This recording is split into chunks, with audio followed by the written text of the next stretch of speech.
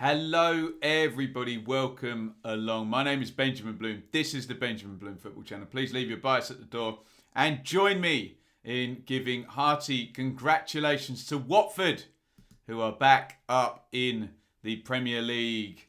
It took them to round 44, but it is confirmed that Watford, like Norwich, have bounced straight back up, relegated last season, and they are back in the big league, in the Premier League next year. So well done to Watford. Congratulations to the Watford fans. We've had plenty here subscribed to the channel this season. And this is my look at how they did it.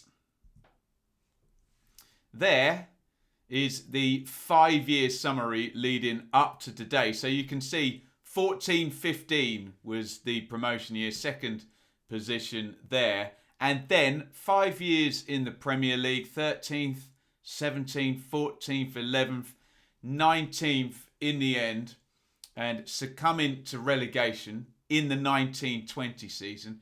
And in that time in the Premier League, it did reach a cup final, didn't go so well, but they got known for having lots of managers taken up by Jukanovic, then Flores, Matsari, Silva, Grazia.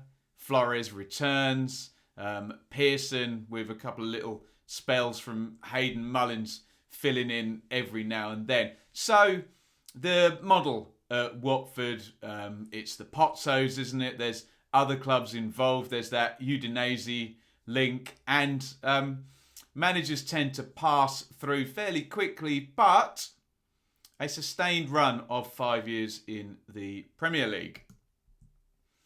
Another manager. So it was Vladimir Ivic who was tasked with getting Watford back up into the Premier League. 43 years old. Experienced Greece and Israel with a massively high win percentage. This kind of steely looking Eastern European. Was he Serbian? Ivic, I think he was. Yeah, an interesting hire, let's just say, and turned out to have an interesting tenure. Obviously came in August, as you can see. That's from the Watford website. And in kind of typical Watford terms, it's only going to last until December, Ivic. But there's plenty of business to do in the summer. First off, a huge clear out. And look, we know this kind of has to be done. The longer you are in the Premier League, the more Premier League level assets, contracts, and therefore liabilities you build up as a club. And it's no kind of surprise that often teams that have been up there a fair while have got entrenched and got some pretty big deals going. Obviously, you come down with that advantage of the parachute payments to help as a buffer in that first year. However, a club of Watford's tenure did have a few players to shift out and get off that bill. They cashed in on Doucouré, Estepinian, Suarez, good money there. That's the bulk of the actual transfer fees they got in. But remember, that's not often the key. It's more about the legacy contracts, if I'm allowed to use the word legacy this week. Folkier, Dawson, snapped up by West Ham. I think that loan's been converted now, hasn't it?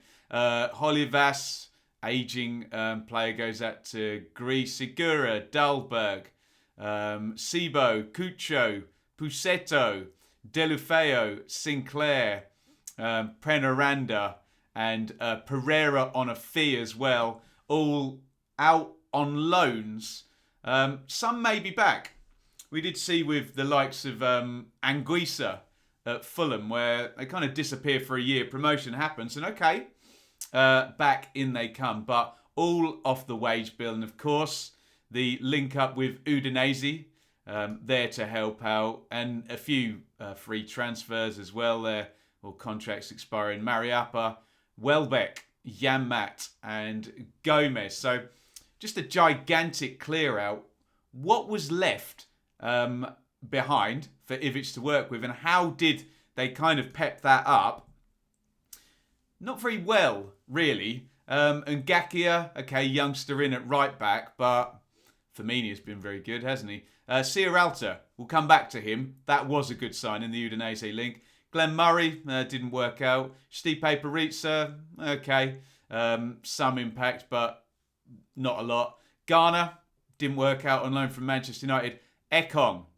So, really, a centre-back partnership that didn't actually turn out to be the centre-back partnership for a fair while into the season was what was brought by Ivic and is ultimately going to be used by a different manager. What they did manage to keep, though, I've just put 6 names up there. Sema, Chalobah, Hughes, Sarr, Cleverley, Firmino. Such a mix of quality and experience there. Those 6 to kind of build the team around. Different players come in different spots. Maybe the left back that starts the season isn't going to be the left back, and certainly a bit of a churn up front. Maybe we could include João Pedro in that group. But that was the core they managed to keep. A few saleable assets, and as we'll explain at the end, plenty of experience and power kept in there by Watford. Here is the entire story of the Ivic era, which lasted 18 league games, 9 wins, 6 draws, 3 defeats in there. They were in 4th position, 1 point off automatic promotion. When Ivic, after that win at Birmingham, all the rumours started happening after kickoff. There's been a big blowout at a championship club. Someone's not lasting the night. It was Ivic at Watford. And out he went. And I suppose the, how can I say this politely, the watching football world, who has a certain perception of Watford and didn't know what was going on inside, which is most of us, thought, oh, here go Watford again. This is a crazy decision. But from what I saw, it was very defensive football that the players didn't seem to be taking to. He seemed to be a bit of a cold disciplinarian, and things didn't really seem to be working out in that regard. I think there might have been some issues with, Troy Deeney's going to speak about this afterwards, with mobile phones being banned, and I don't know, it just was not the right fit, wasn't it? So for those people who just said from the outside, oh, it's Watford, they always sack their manager. Why are they sacking their manager? We always get that completely reductive, low information. Have a look at the league table and decide whether the manager should be sacked or not. Not really an opinion too much worth listening to, the old league table type pundit. But out went Ivic with Watford, still with a decent squad, but well positioned in the league. And in comes Xisco Munoz. You can see there's Troy Deeney revealing all on TalkSport on the back end of the Ivic story. Lots of rumours about, Deeney's influence, which he denied. So if we take him for his word, I think there may have been bigger issues there, let's just say, with Ivic. But Munoz comes in just before Christmas. Sorry, the date's so small. Let me lean in. 20th of December. In comes the Spaniard. What's he going to do? Well, before we look at the actual on-pitch stuff, let's look at the off-pitch stuff. A few more names have to be taken away from the wage bill and out of the club. Capoue, out he goes, aged 32. Delafeo, that's a deal then completed to Udinese. Keena goes out on loan. And, quite pertinently, Garner and Murray, the 2 loan players who came in the summer, gone. So a bit of a confession that Ekong and Sierralta aside didn't really get the dealings right in the summer, but they do in the winter, because look at this tweak in here. Zinkernagel, who's had good influence, good age, good output in terms of assists and key passes. Gosling came in as well when Bournemouth took Pearson from Preston. Gosling went off to Watford. Again, just experience and quality in the central midfield area. Elliott as cover with Ben Foster struggling. Lazar cover at left back. Sanchez, a bit of experience. Often see him come on late in games in central midfield. And just a good, clever little tweak there in the January window just to shore up and, frankly, especially with the loan players, sort of perhaps admit where the summer transfer window didn't quite work out. So the first, how many games we got up there? 7 games for Xisco. I've written home wins and penalties because it still looked like Ivic's team. They were defending well. The home record we'll talk about, as things sort of continue in this video. That's still okay. But it wasn't Xisco's team yet, was it? And I know there was a penalty in the game at Stoke. Another 3 home wins. Big win against rivals Norwich. But against Huddersfield, I can't remember whether there was a penalty in that game. Definitely one against Barnsley. But it wasn't quite getting where it needed to yet. And Munoz is going to put into motion the kind of change that's going to propel Watford towards this promotion. You can see there, the gap no longer 1 point to automatic now. 7 points behind Norwich. And look who's top there at February. Brentford, who are on that 21 game streak, actually, was it 9? 9 points above Watford, which is when we reach the decisive tactical moment of the season. And several things happen before this game at Bristol City. And the big thing, I guess, is the 4-3-3 shape. All of a sudden, Sarr and João Pedro and Sema, the 2 wide players a little bit narrower. The midfield sort of allowed to work a bit more as a unit. I remember watching the game against Stoke, actually. We did a watch along on the channel, and they're trying to fit Will Hughes in, and he was kind of left and then centre at the same time in a 4, and it wasn't really working. So the 4-3-3 switch, great, exactly what they needed. And Troy Deeney goes out, and this is said with all due respect to Troy Deeney, a great player and a Watford legend, really. But the team's form does coincide with him coming out there. I know an injury happens later and cause and effect and all that, but it was the point where the captain goes out of the team, and I do think it's worth mentioning with, of course, full respect to Mr. Deeney. And that back 4. Now, Firmino, Ekong, Sierralta, Messina, and Backman. So no Foster in there, no Cathcart, no Wilmot, no Ngakia. And Ivic had pushed and pulled with the back 4. And what we get is consistency across the back line and power as well, particularly in Sierralta's case. Messina, strong player. Firmino a bit different, gets up and down the line, more skillful. But here comes a consistent backline to build on. A new system, and Watford are going to go like a rocket. And look at that streak. 4 straight wins. A defeat there against Bournemouth in a bit of a Royal Rumble with Jeff Lerma at the centre of a lot of S-housery, let's just say. Then another 6 victories. 10 victories in 11 after the change to the 4-3-3 system. 30 points out of 33. A brilliant run. And then, even over this past 4 games, they've still taken 7 points out of the 4. So you can see how many games have we got up there. 1, 2, 3, 4, 5, 6, 7, 8, 9, 10, 11, 12, 13, 14. 15 games. 12 wins and a draw in 15 games. Absolutely decisive run by Watford. Helped a little bit by Brentford and Swansea. Norwich went off into the distance, and Brentford and Swansea just kind of faltered all at that same period where Watford were on that great one. If you're an eagle-eyed spotter, you will see that Watford versus Millwall, in the reality I'm talking to this camera, has not yet occurred. But we have to be organised and ready to go. I'm very busy with YouTube, so this video has been made on Friday the 23rd, prior to round 44.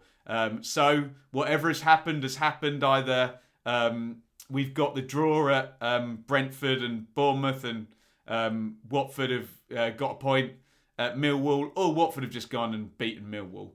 Just for complete transparency then about how this video has jumped up that quickly. So there is my summary, how they did it. First of all, cut wages and cash in on assets. Sounds so obvious, but the longer you're up in the Premier League, you have to have that reset. And it is chaotic. There's no way around it. What they did do, I had a look at the ages of the people going out, and there were younger players went out and cashed in on. So I assume it was more done on where bids were coming in and presumably what salaries and contracts were liabilities there. But the clear out was definitely big at the start. Retain quality and experience. Again, it's a quite broad reach when you see, Estepinian go, Decore, Delafeu, sort of different ages, different positions. What they did retain, and when you look at this team now with people like Cleverley and Chalobah, even Deeney and Gray, who we'll mention in dispatches, obviously keeping the prized asset in Sarr, then adding Gosling in, there was a sense of savviness and experience alongside quality in this team in the end. Change before January. Now, whether you agree or disagree with Watford changing managers, they did it at the right time. If you're going to do it then and give your new manager the chance to have a little tweak and a retool, especially if you're an ex-Premier League Year 1 parachute team. You can do some jiggery-pokery that'll work in January. And yes, a lot of people at the time, what are Watford doing? Gone through another manager, blah, blah, blah, and all of that good stuff. If you do it before January, then there is that chance, and there is that chance that you bring someone in, a few little tweaks and a pickup, and away you go. So, albeit they were ruthless at the right time, and sometimes ruthless works, doesn't it? In this instance, it obviously did. Build on a solid backline, that's blatantly obvious, but Ivic was switching and changing, and once it became Backman, Firmino, Sierralta, who's been excellent, Ekong, and Massina, everything kind of worked off that. Utilise experience and power, just works in the Championship, doesn't it? That savviness, that quality. A lot of players in the Championship are going to play at the top level but haven't quite got there yet, or they're never going to play at the top level. There are obviously players that have played at the top level, and Watford seemingly utilised that experience to get the job done, frankly. Output over reputation. Yes, Troy Deeney is club captain and, scored a lot of penalties and has a big influence at the club. And yes, Andre Gray was the Championship top scorer when he was at Burnley. And yes, Ben Foster is an ex-England goalkeeper who has a very popular YouTube channel as well. But none of them really were important in that big run. It was all about output and finding what worked. And it wasn't, I need Foster and Deeney and Gray in the team from Munoz. Output over reputation.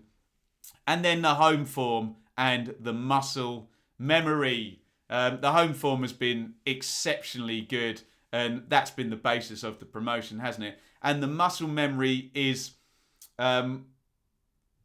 I heard Paul Merson say it very, very well in one of his bits on Sky, that you don't play well every week when you win a title or when you get promoted.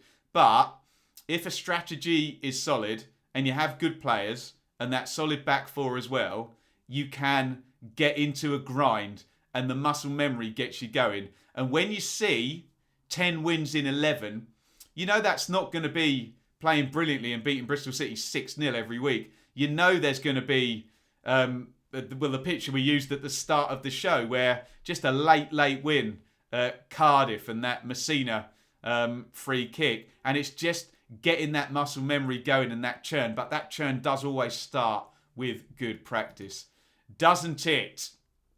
And that is my thoughts on how Watford have managed to nail this promotion. So big congratulations to Xisco Munoz, who, you can see the line in the points per game go up when he arrives. And I suppose congratulations to the Pozzos as well, who'll consider it a job done with the clear out and then the managerial change that was made over in December. And of course, most importantly, congratulations to the Watford fans, especially those who subscribe to this channel. It's been great all season. What next? Well, Watford will be joining the dearly departed. So please keep watching the channel. We kept covering Leeds and Villa. Norwich and Watford obviously going to be in the Premier League next season.